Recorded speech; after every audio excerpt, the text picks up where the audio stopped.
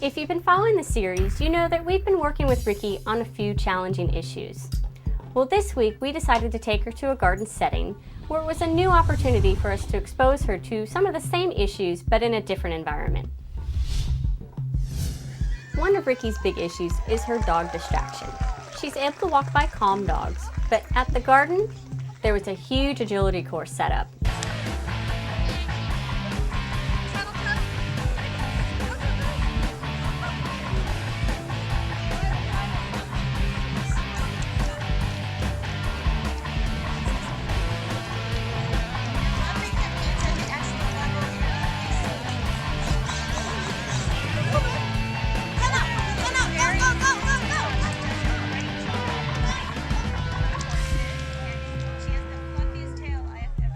One of the dogs waiting for its turn for the course was very excited. It was running back and forth, turning circles in its kennel, and Ricky was kind of feeding off this energy, and she in turn started to whine and bark and just have a hard time keeping her cool too.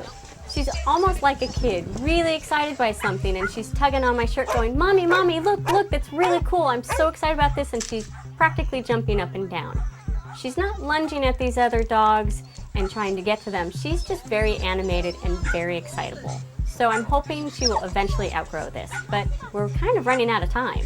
At the garden, there were some alpacas, and this is the first time she's seen anything like this animal, and it proved to be something she was really curious about. For some reason, she didn't seem fazed by the alpacas at all. She was very curious and even sticking her nose through the portable fence that was keeping them enclosed. Now, there was a really sweet black lab that was in the fenced area with the alpacas. And at one point, the lab got out from the fence and came up and greeted Ricky. Now, this lab was very calm, so in turn, Ricky was really calm, and she handled this loose dog way better than the way she handled the agility dogs.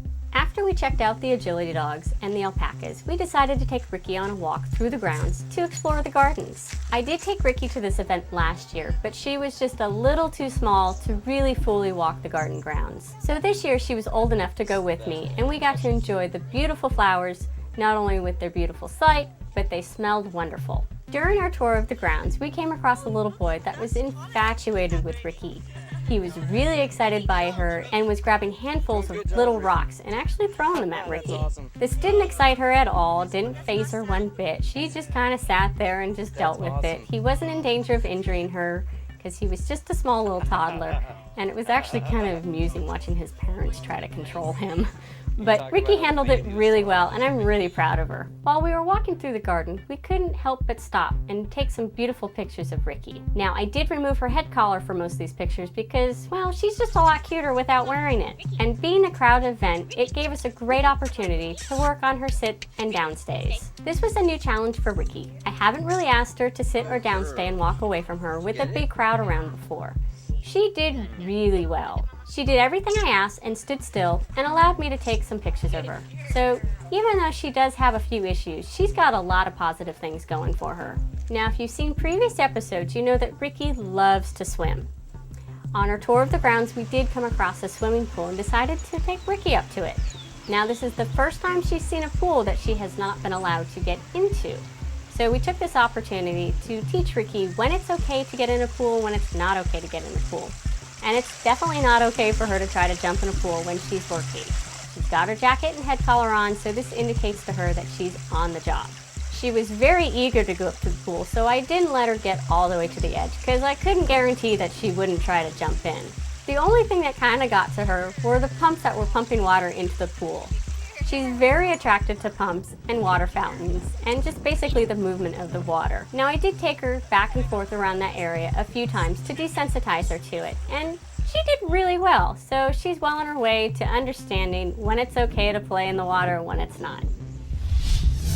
Ultimately, Ricky will decide whether or not she wants to be a guide dog. As puppy raisers, it's our job to expose her to as much as possible and help her get past any issues she may have. So keep watching, and we'll see if Ricky decides whether or not she wants to be a guide. We'll see you next time on Growing Up Guide Pup.